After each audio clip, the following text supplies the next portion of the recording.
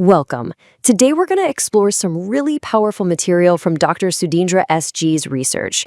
This is all about the art of learning, and it's especially for you, for educators. We're going to look at how we can help our students navigate those tough moments that are actually the most important parts of their journey. Whoa, I know, that's a pretty harsh way to start, right? But let's be honest, we've all heard that voice in our own heads. It's that feeling you get when you're trying something new, maybe a new language or a piece of software, and you just keep messing up. It feels awful. It's frustrating. And that's exactly what our students feel every single day in the classroom. But here's a wild thought. What if that feeling, that I suck at this moment, isn't a sign to quit? What if it's not a sign of failure at all? What if it's actually a signpost telling you that you've just started down a path that is absolutely worth the effort? Seriously, think about it. Every single expert, every brilliant scientist or artist you admire, they were all beginners once. They all felt lost. They all started right there, in that exact same place of struggle. That feeling isn't the wall you hit. It's the toll you pay to get on the road to doing something amazing. You know, to really get a handle on this, there's a perfect little story that shows just how essential this struggle really is. So picture this, a man is watching a butterfly. It's struggling for hours and hours to get out of its cocoon. He feels bad for it and thinks he's doing a good deed, so he gets a pair of scissors and snips the cocoon open to help it out. The butterfly emerges, sure, but it's got this swollen body and tiny shriveled wings. It can't fly. He didn't realize that the struggle to get out of the cocoon is exactly what pushes fluid from the butterfly's body into its wings, making them strong enough for flight. And that's the whole lesson right there. The cocoon of our lives, those obstacles, they're what give us strength. By trying to help, by removing the struggle, the man actually crippled the butterfly. And wow, is that a powerful warning for us as educators? Our instinct is to make things easier. But sometimes that can rob our students of the very thing they need to grow their wings. And this isn't just some cute parable. This idea is woven into some of the most ancient wisdom traditions on the planet. Let's jump over to India and look at a story from the Bhagavata Purana. So this epic tells us about a young boy named Prahlada.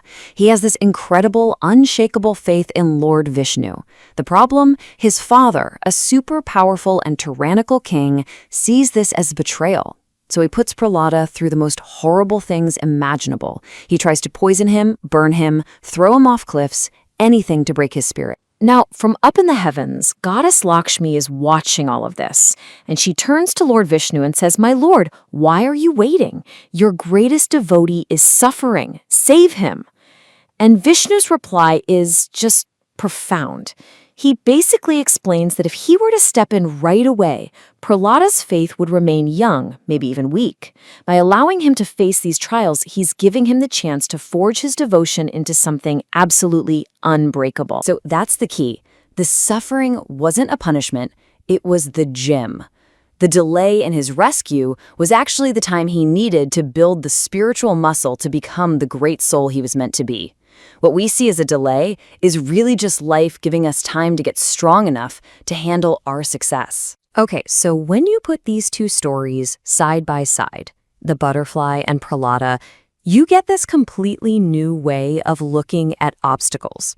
An obstacle isn't something blocking your path. The obstacle is the path. The confusion, the difficulty, the challenge, that's the road to mastery. And that moment of extreme difficulty, that's the great filter. That's where most people just turn around and go home. But if you can teach a student to lean into that feeling, to persist, that's where competence turns into real excellence. That's how you develop skills that are genuinely rare and valuable. So what's our job in all this? As teachers, our true role isn't to get rid of the struggle. It's to guide students through it. It's to help them reframe that difficulty as training, to create a classroom where it's safe to fail productively. And most of all, it's to keep reminding them, hey, this is hard because your wings are getting stronger. So the next time you see that look on a student's face, that I can't do this look, what will you see? Will you see a roadblock, or will you see a cocoon?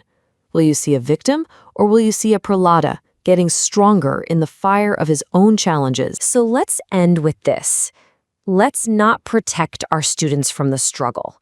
Let's teach them to embrace it.